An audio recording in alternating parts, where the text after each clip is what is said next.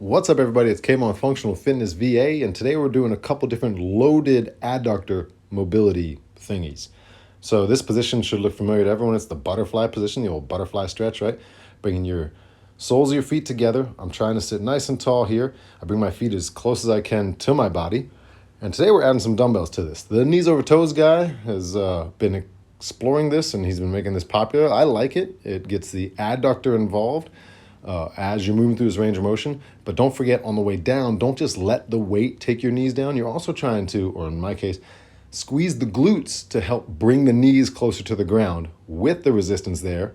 So the adductors are still working because you're controlling that negative, and then you drive up against the weight, so you're moving against the resistance. We're exploring the long end of the range of motion here because we're trying to make them stronger, but also make them longer, right? Longer and stronger with those adductors. So if this is kind of tight for you, you can't even get in this position, you could, boom, sit on something. So I got a little aerobic step here because I love aerobics, kind of. But same deal, same position. It's just going to allow you, to, if you have tighter adductors or the butterfly stretch is more difficult for you to even get into, allow you to do a couple things. One, go through that range of motion. Two, sit up nice and tall. And that's key here. No matter where you're on this, you want to have a tall, long spine. Now, as I just move my feet, if it's really tough, you can always move your feet away from you. That allows you to get through the range of motion a little better, but still stay active on the way down, working on the way up. And let's try an even weirder one here. So I got some ankle weights. Ankle weights are key for this because we want to be loaded with more than just our body weight.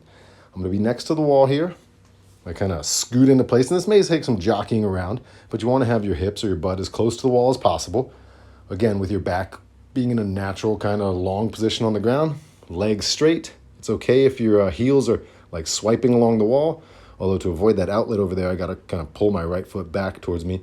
But using the wall here gives you something to kind of keep your feet and legs against, so that if your hamstring mobility is challenged, your feet just don't fall away from you.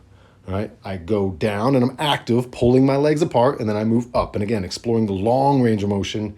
Not so much worried about the short range. You can do that in other things. We have other videos on that stuff. You can use certain machines, but this is the long range of motion because we're trying to get more range of motion here and strength throughout it.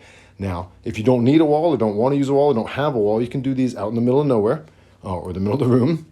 Same deal though. In this case, you got to engage your quads a little more, and it may challenge your hamstring mobility, which is fine. It's all part of the game here, so that you don't let your feet get away from you, right? No good. You want to keep your feet in line with your pelvis and each other, right? They're not moving down and away from your body, so you're running away from hamstring mobility and some adductor mobility. Give that a shot. Again, be active on the way down through the posterior muscles, and then engage the adductors on the way back up. Have fun.